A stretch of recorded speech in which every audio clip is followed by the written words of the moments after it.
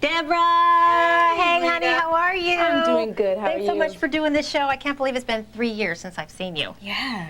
I was telling everybody how you got started with commercial jingles and how you did that muffin song. Oh, Do you mind doing it for my friend Terry here? Sure.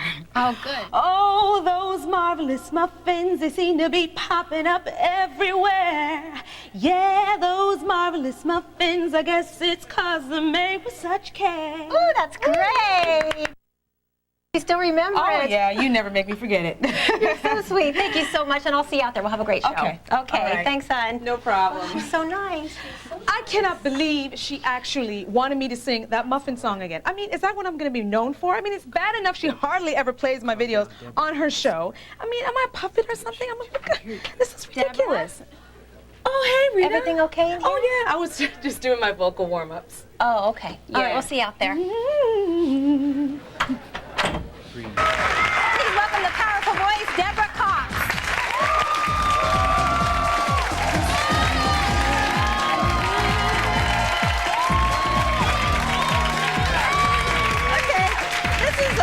This is quite interesting. We always seem to coordinate when we meet. Two girls that love to shop and wearing leather skirts at the same time. How you doing?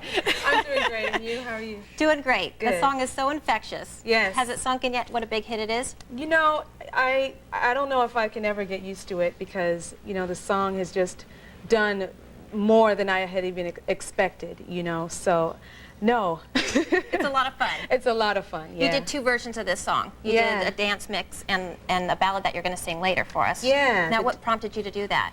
Well, I've been doing remixes to a lot of my singles. Like on the first album, I did a few dance remixes, and when I did Things Just Ain't the Same for the Money Talk soundtrack. The dance remixes have just taken a life of their own, and people have just sort of you know, discovered those versions and those records, and they made them, you know, stay on the charts for like incredible amounts of time. So I mean, it's just something now that I'm starting to incorporate in my own, on my albums now. So you're going to do it with a lot of your songs. Oh yeah, yeah, definitely. It played in the clubs that way. Yes, Which is great. yes. Now, do you remember the first time you heard the song on the radio? The first time I heard Nobody's Supposed to Be Here, I was actually in New Orleans getting ready to do the video, and I remember it distinctly because it was like 4 o'clock in the morning was the call. We had to drive 2 hours to the location, and we got there at 6 in the morning. And It was hot and humid, and it was dark, and there were bugs everywhere. But we heard the song on the radio, so you know that made up for it. Awesome. You guys just go crazy in the car? Yeah, we were freaking out. Yeah. How was the video shoot? Oh, it looks like it's a great video. It's a great video, and it looks wonderful, but let me tell you what I went through. Besides the 4 a.m. wake-up call. It was so hot. Yeah, the 4 a.m. wake-up call. We had to go to, you know, 4 different locations in 2 days. There were long, long hours. Bugs that I have never seen before. And then not to mention the humidity, so you want to shower every 2 minutes, you know. But it was pretty grueling, but we got through it. We got through it. Okay. Now, believe it or not, Deborah was very shy as a young girl, right? Very shy. And you wouldn't sing in public or in front of even your parents. You would sing in the closet? I had such...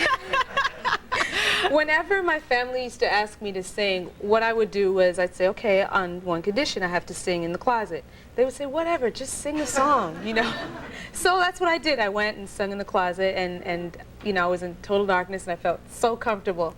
And I guess I got over that phobia the more I started doing shows and stuff. So Came out of the closet yes, I came out of the closet. And then you did Tiny Talent Time, which is a program in Canada. Mm-hmm. It's like a talent show, and you basically go on there to get experience and whatever. And I went on when I was 11 years old and nervous as hell, and you know, that was my very, very first television appearance, and I sung the song and got through it. And then I decided, yeah, music is what I want to do. What'd you sing? I sung, oh God, what did I sing? I don't remember. No, but did you win? No. No? It's not like a contest. It's like, you know, it's a kids show where kids go on and perform different, you know, songs. I thought it was like a Star Search or No, something. no, not like a Star Search. But eventually things led to doing radio jingles like you showed us earlier in the show. Yeah, Marvelous Moment. She won't let me forget it. And TV commercials, right? You remember your first TV commercial? I did a lot of stuff, like from Coke, radio commercials, and then I did Mazda cars. You guys want to hear her do a little Mazda? Dress it up. Dress it up. Dress it up with my style. Makes me want to buy a car. And let me tell you, those checks are really great. Commercials, well, the residuals were incredible. Even when I moved to LA, I was still receiving residuals from that commercial. It kept you going for a while. Oh yeah, it kept me going for a while. Well, a lot of people don't know that you're from Canada. Yeah, I was born and raised in Toronto. And there's not a lot of urban presence there, right? So Yeah.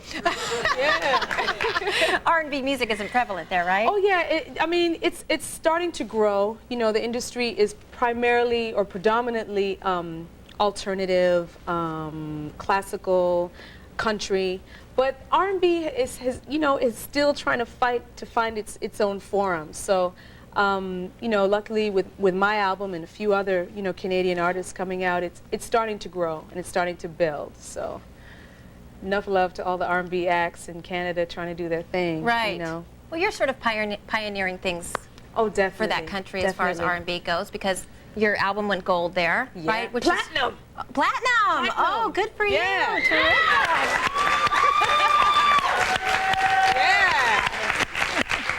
Well, eventually you came to the United States. Now, what made you do that? Well, basically, a friend of mine had sent a tape to Clive Davis's office and everybody at Arista, and he took an interest in me specifically. And Not a bad guy to have. Not a bad guy. No, he's definitely a living legend, and he's been, involved with my career from the very, very beginning.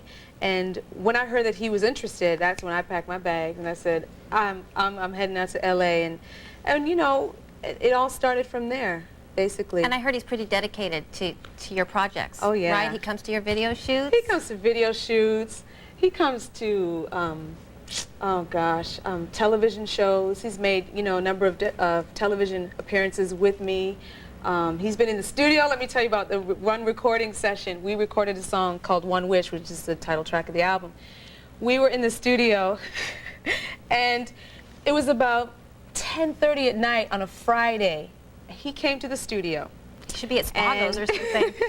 Let me tell you, he's such an incredible individual. Yeah, he came to the studio, and it was so inspiring for me. He came and he said, "Now, Deborah, you should do this. You should sing it this way." Sung the song, and he bought everybody ice cream at the end of the session. How sweet.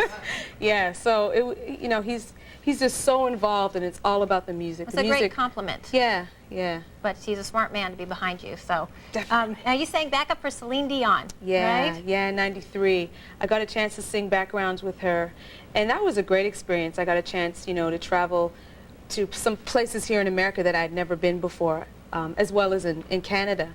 And, I just learned a lot of different things just about preserving the voice. Like, she doesn't sing 2 hours before her performance. So I try to implement that now, but sometimes I talk a little too much. It's kind of hard, but... And that does affect your singing if you talk too much? Oh, yeah. I mean, your voice is your body. Right. Your instrument is your body. And so if you're talking all day, and, I mean, how do you expect to do a show later that evening? It tires some muscles out. Yeah, yeah. Well, how are you adjusting to L.A.? I have adjusted quite well. I love the sun. Yeah. Growing up in Canada is not fun, but I love LA, and I have a nice small clique of people that are down to earth that I hang out with, and I just keep a real low profile here. Did you have some experience with the guy with the cable scam? Oh my gosh, yes. When I first moved to LA, I was real naive and just sort of trying to keep myself together and stuff, and so this. Just out of nowhere, it's about 8:30 at night, the knock on the door, and I opened the door, and it was a cable guy, and I was like, what cable company are you from? He's like, oh, no, I'm not from any company, $20, I can hook you up, with the premium channels. And I was like, what? But I sent him away, and I was like, I don't know any cable person that works that time of the night. You must have thought everybody here is all about scams. All about scams in LA. Well, it's great to have you here, and when we come back, Deborah's going to perform. Nobody's supposed to be here, so don't go away. Back to later. Here with Deborah Cox, still blown away by that performance. Woo. Thank you. Thanks. It helps that I have, it's a great audience here. They are a great. So you're planning a big tour now?